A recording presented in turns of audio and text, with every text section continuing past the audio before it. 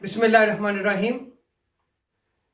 ایک اچھے اور سچے آدمی کی علامات کیا ہیں کہ کس سے پہچانا جائے کہ وہ آدمی سچا ہے؟ آج اگر ہم اپنی سوسائٹی کی طرف دیکھیں تو ہم کسی شخص کو اگر وہ مسجد میں آ کے نماز پڑھتا ہے، کثرت سجود ہے، تو ہم اس کے سچا ہونے کی گواہی دیتے ہیں، حالانکہ ایسا نہیں ہے۔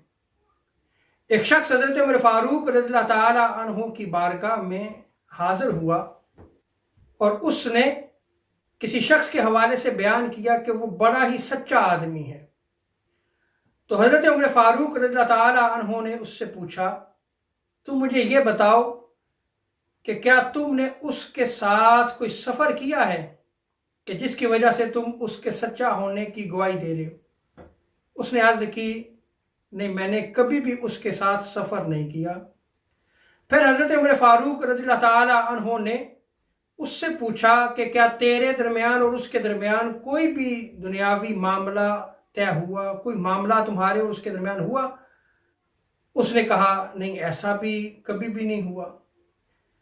پھر آپ نے اس سے پوچھا، اچھا یہ بتاؤ کہ تم جس کے سچا ہونے کی گواہی دے رہے ہو، کیا تم نے اس کے پاس کوئی امانت وغیرہ رکھی یا کہ نہیں؟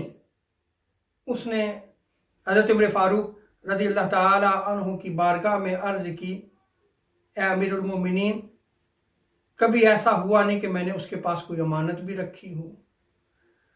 تو حضرت عمر فاروق رضی اللہ تعالی عنہ نے فرمایا، پھر لگتا ایسا ہے کہ تم نے اس کو صرف سجدے کی حالت میں دیکھا ہے، یعنی یہ ایسا شخص ہے کہ جو اپنے سر کو جھکاتا ہے اور اٹھا لیتا ہے، اس کو تم نے صرف مسجد میں نماز پڑھتے ہوئے دیکھا ہے اور تم نے اس کے سچا ہونے کی گواہی دی ہے، حالانکہ ایسا نہیں ہے۔ تو اس روایت میں غور کریں کہ جب تک تین معاملات نہ ہوں، کسی بھی شخص کے سچا ہونے کے لیے گواہی نہیں دی جا سکتی۔ اللہ تبارک و تعالی ہمیں اسلاف کی محبت عطا فرمائے۔ وما علینا الا البلاغ المبین۔